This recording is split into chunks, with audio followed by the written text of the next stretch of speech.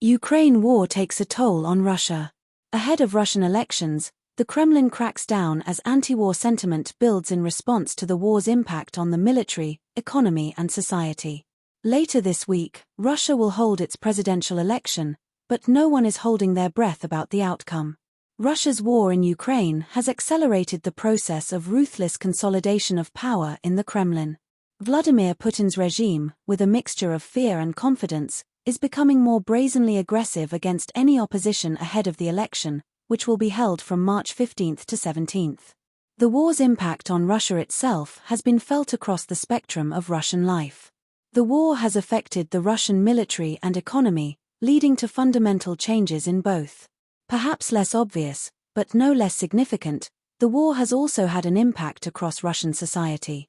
While most Russians believe their lives go on as before the war, with the conflict having little impact on their daily existence, the truth is more nuanced.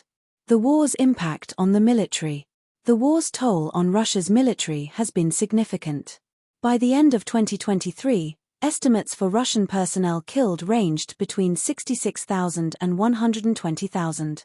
If you add in the number of wounded, that total reaches an astounding 315,000. In addition, Russia has taken tremendous equipment losses, including the severe degradation of its Black Sea fleet with 20 vessels sunk.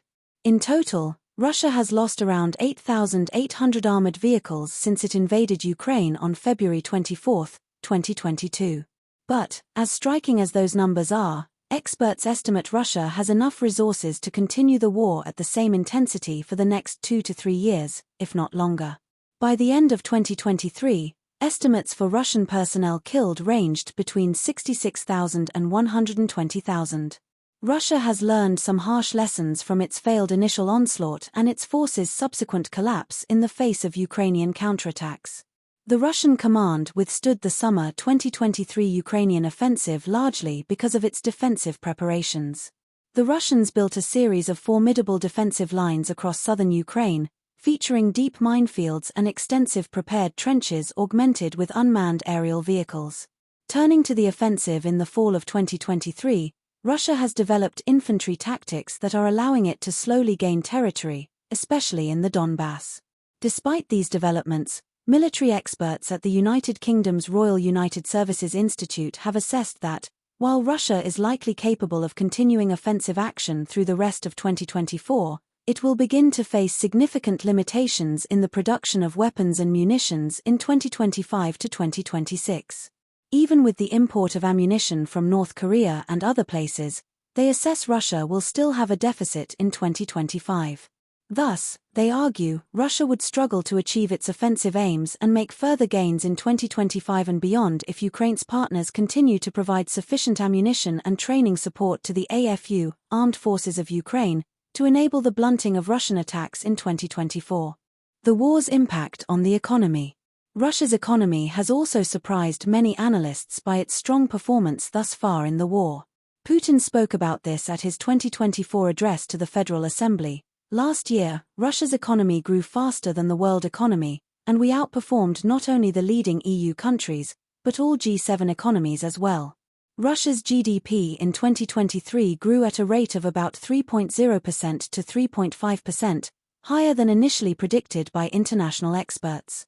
This growth, however, results from some trends that threaten the long-term health of the Russian economy. Most notably, it comes on the back of high military spending for the war in Ukraine.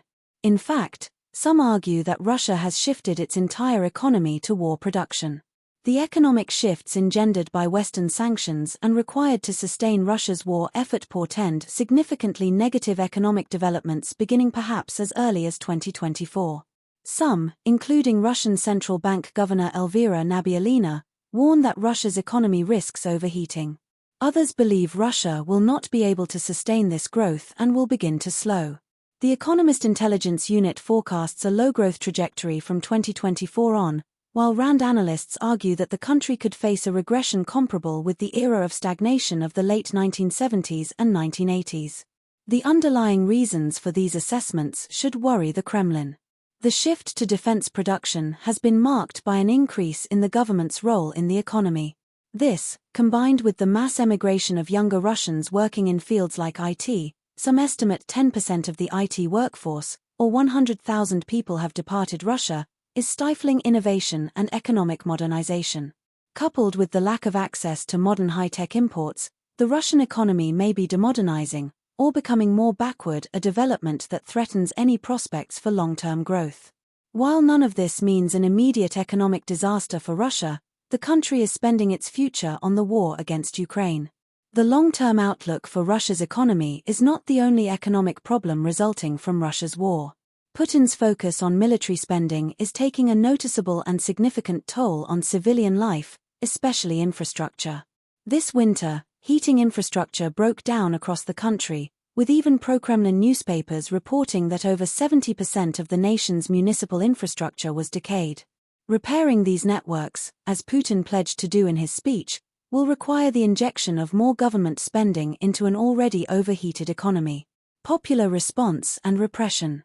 The negative economic impact from the war may also beginning to be felt by ordinary Russians.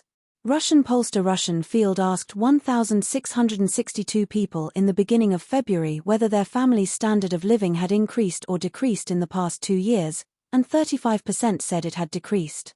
Russian war fatigue may be setting in writ large. In that same poll, more than half of the respondents indicated they had negative emotions when they heard news about the special military operation. In fall 2023, 3 Russia polling agencies reported drops in support for the war, the first time that had happened since Putin announced a partial mobilization a year before. The anti-war sentiment is not just appearing in formal polls. In the election this month, Putin is seeking a 5th term as president. As usual, the Kremlin is tightly controlling who will compete against Putin. They allowed one candidate to express an anti-war position, the defeat of whom would show the people's support for the war. However, when the candidate, Boris Nadezhdin, garnered surprisingly large support as people stood in long lines throughout Russia to sign petitions to support him, the Central Election Commission subsequently refused to register him.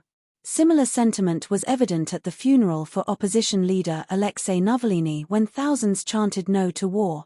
Anti-war sentiment is bubbling beneath the surface.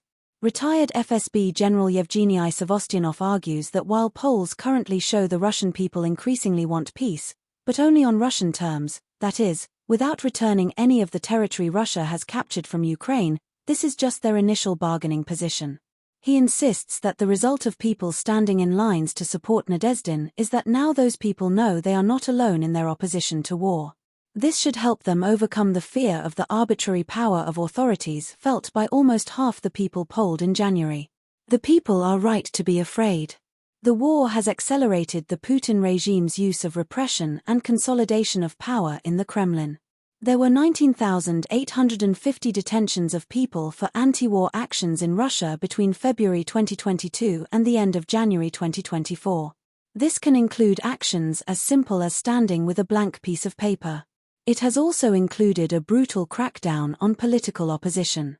Reminiscent of the sentences handed down during the Stalin era, a Russian court in April 2023 sentenced opposition activist Vladimir Kara-Murza to 25 years in prison for his criticism of Russia's war.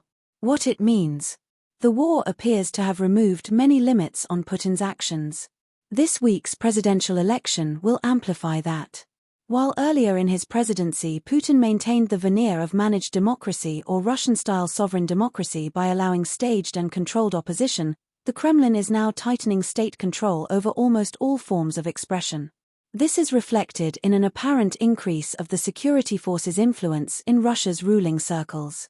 Navalny's death in prison on February 16 and Kara-Murza's sentence are ominous. This could have serious implications not just for the regime's domestic, but also its international behavior. The war in Ukraine is laying the foundation for a weaker Russia in a few years, but it may also be making the regime more dangerous.